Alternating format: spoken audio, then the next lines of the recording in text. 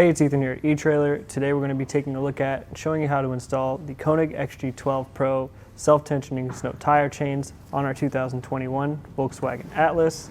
These are going to be on tire size 255 50 R20. Also, we have them on the front axle as per our owner's manual.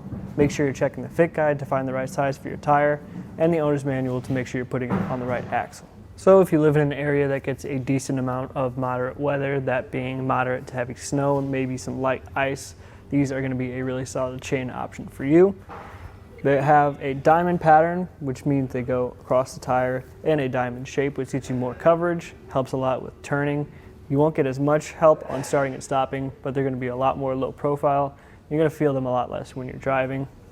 The links are square, so they do go across, and they have that square shape, which allows them to bite into that snow and ice a little bit better than something like a twist link chain. In the middle, there are also traction plates that go in the intersection of each set of links to again help break up some of that ice that I just mentioned.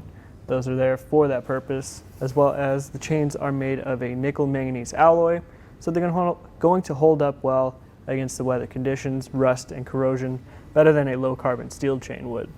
On the inside of the chains, you can see that these are a different color. They have a nice powder coat finish, not only to protect your tire in the event that they make contact there, but also to protect your hands.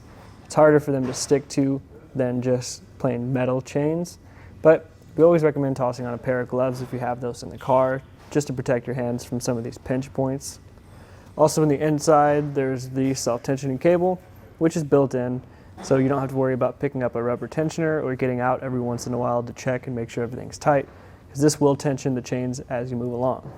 One of the nice things about these chains is how low profile they are. They do meet Class S compatibility standards, so they don't have a ton of extra room on this side, but they are still really close to that strut on the inside. So these are some of the more low profile options that we do offer, and they still come very close, so that's something you're just going to want to be mindful of if you live in an area where you do need snow tire chains for this car. But one of the additional super nice features of these chains is how easy they are to get installed, so you can check out how we did that right now.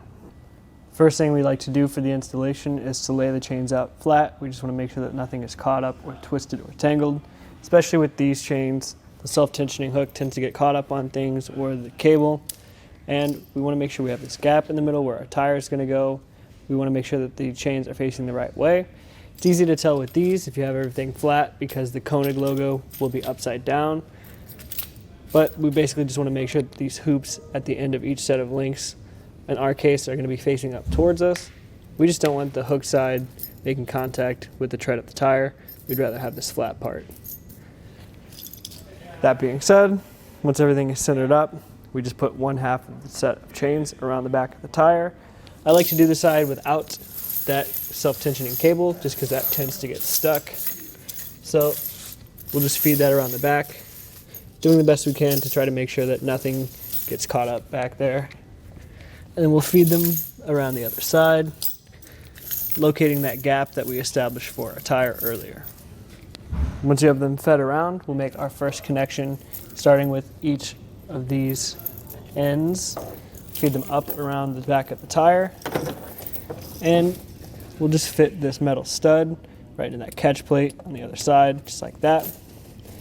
And then just try to drape everything down evenly around the tire as that falls back.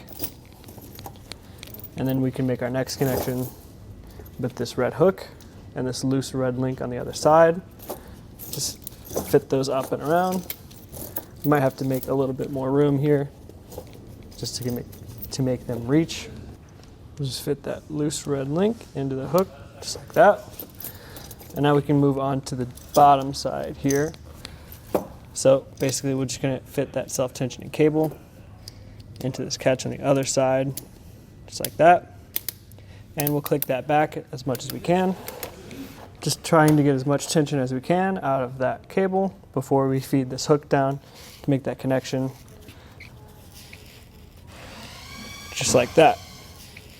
With these chains installed, make sure you install the chains on your passenger side tires as well. We always recommend just rolling forward or backwards once or twice to make sure that everything stays in place. Also, we always recommend trying it out in your garage before you find yourself stranded on the side of the road trying to figure it out. But once you do that, you're ready to hit the road. So again, if you do live in an area where you're going to need chains pretty frequently for that moderate to heavy snow and some light ice, Konig XG-12 Pros are a really solid choice. One of few chains that have that self-tensioning just built in, so you don't have to pick up any rubber tensioners to keep things in place. That nickel manganese alloy will keep them around for seasons to come, and they're really easy to install. This again was just a quick look at the Konig XG-12 Pros and how they fit on our 2021 Volkswagen Atlas.